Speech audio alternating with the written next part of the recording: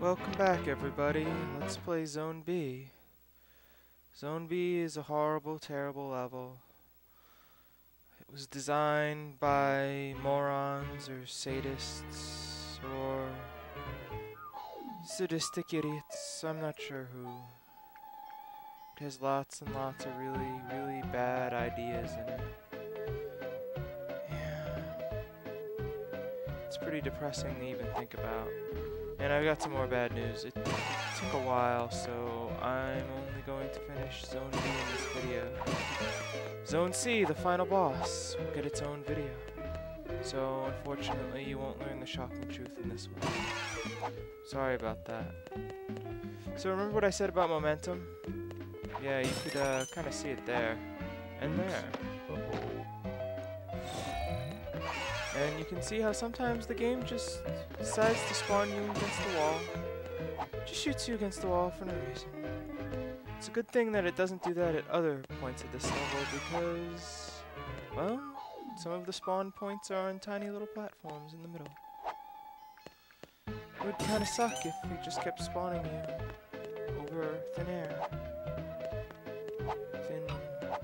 Thin air that can kill you. You're just standing on it or crashing into it. So far, it's not too bad. All I have to do is spin to get those crates. That doesn't seem bad. Yeah. Just get rid of them, get a nice big blue crate, get an extra life. Everything's great. Everything's fine. Yeah. So... Oops. Uh-oh. Yeah. I'm not even sure what happened there. I tried to bounce off that enemy, and I don't even know what happened. It's kind of hard to see because half of the platform you're trying to jump onto, well, it's blocked. You can't see it. So one of the main obstacles in this level is they put some unbreakable gray crates in your way, and they basically I think they intend for you to jump over them, but what you really just want to do is stand over to one side, and they'll just kind of push you to the edge of the platform and you'll stay on it. That's what I tried to do here. Oops. But it's a little bit more difficult when you're having to move to set it up. It's just a little bit trickier, so yeah, enjoy a few more deaths. I'm guessing if you've watched to this point, you've learned to enjoy every death. Oops. Uh-oh. Yeah, like that one. Where, I mean, it's so funny to see Yellow kind of sprawled out in the middle of the pit. An endless, bottomless pit, and he's just kind of laying a few feet lower than the gameplay area. I mean, that's funny, right? I think it's funny. In fact, he was higher up than this platform he's currently on.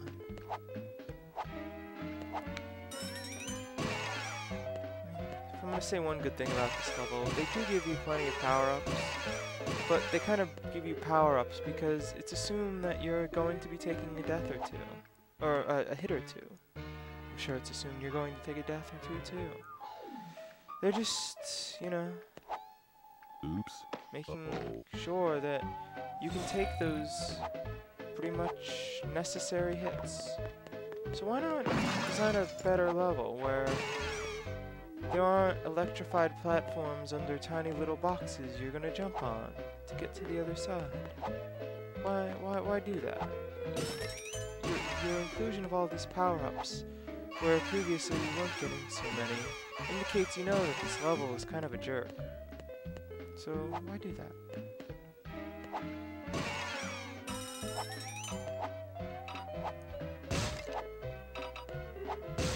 I don't know. There's lots of baffling decisions in this. Lots and lots of them. Where you're kind of left wondering, well, what the fuck do I do? Do I go to the right? Do I go to the left? Both of them seem difficult. No, I'll go to the left.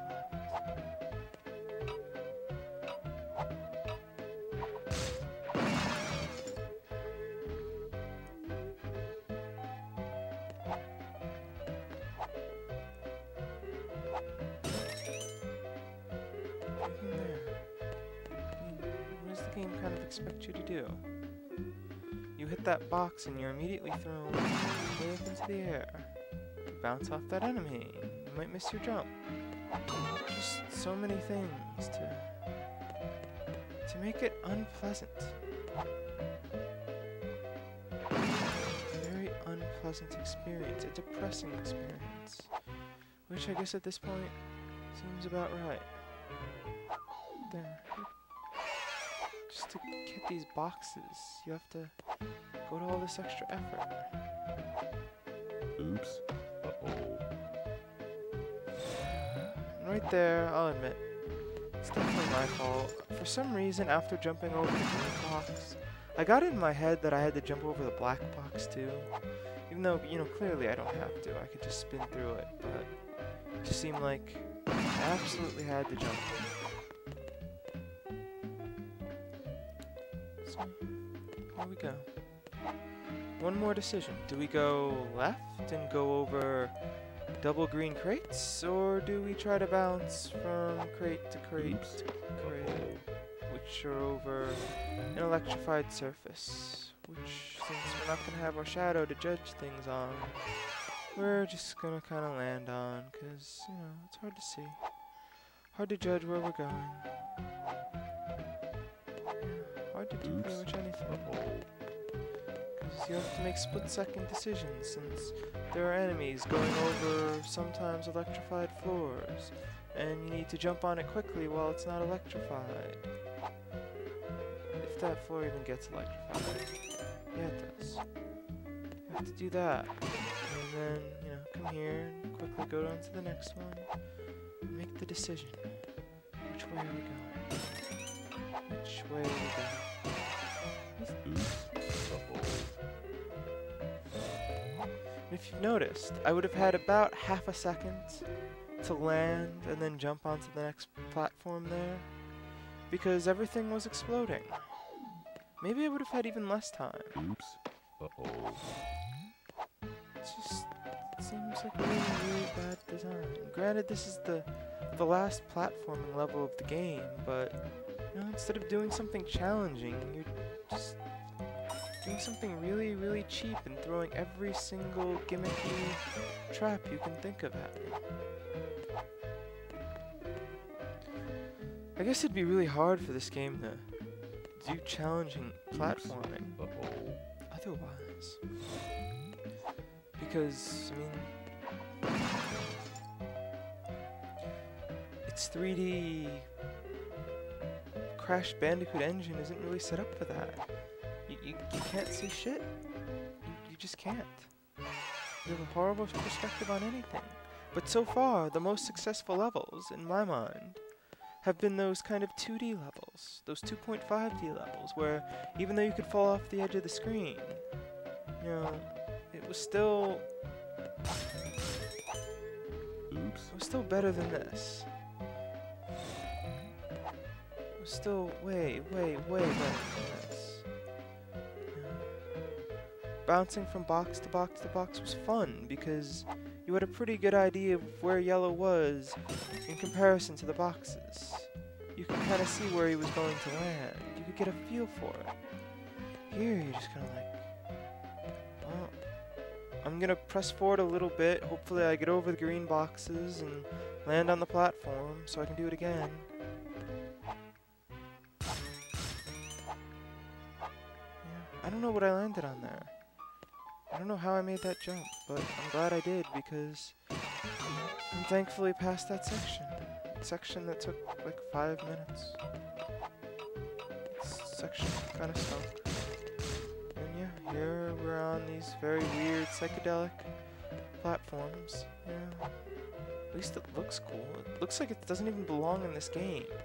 This game is full of all of these ugly boxes and platforms, and these kind of look neat. I kind of like them. Oops. Uh-oh. I don't know what I was doing there. I have no idea. Like, I mean, look at that. That looks cool. I mean, at least for this game, it looks cool. It's a nice kaleidoscope. And we like kaleidoscopes, right? Kaleidoscopes are neat. I like them, at least. I wish I still had one. Oops. Uh-oh. I'll gladly take that checkpoint for losing the hit right there. Any day of the week. So here we go. This shouldn't be too difficult, although I'm going to take it very, very easy because at this point I don't want to repeat myself. Yellow doesn't want to repeat myself. And what does this have to do with making candy anymore? How is this part of a factory? This doesn't look like a factory. You know, we used to have like conveyor belts and crates. Well, there's still crates, but you know, kind of a packing and sorting section for the crates. And I mean, the paint place was apparently where they make the dye or whatever that colors the M&Ms. And we had the stamping thing because you got to put the M on the M&M. I mean, it's like they didn't realize before they made this game, hey, a factory for making M&Ms, we can come up with like 3 good themes for levels from that. But after that, we're going to have like crazy electrical grids and kaleidoscopes. And, I mean, you know, God bless the kaleidoscopes. They're the best part of this game so far. But what the hell? What's going on? What are the M&Ms minis doing? Oops. What's going on? What is this game? But hopefully get our answer soon. We'll learn the shocking truth. All of those brave souls who've joined me thus far will learn the shocking truth and see this to the end. At least I hope they will. Because we're almost there. We're almost to the end. A couple minutes. Well, in a couple minutes of game time. Probably in a day or so of real life time. You'll see who's behind this horror. Who designed this horrible plant? Don't buy M&Ms. Don't support this. I mean, imagine what it's like for the people who used to work in this plant until they were replaced by evil robots. Yeah, evil robots that kill your momentum in the middle of a jump and leave you to just fall and land on the air. Jesus. Imagine how horrible it is. The air pressure down there is so crushing that it just kills Yellow dead. And he has a hard candy shell. Imagine if you were a weak human with your puny human skin. Imagine what this atmosphere would do to you. Imagine what would happen if you were an M&M employee. I doubt they allow you to unionize. I doubt they allow you any benefits. Yeah, it's just a worker's nightmare. This is what's left. This is what our world has come to. At least there's lots of boxes where you can get those M&Ms minis. Have you bought any? Because this game wants you to buy them. Wants you to insert them into your stomach. Where they'll probably rewire your whole intestinal tract or something. I don't know. See you guys next time.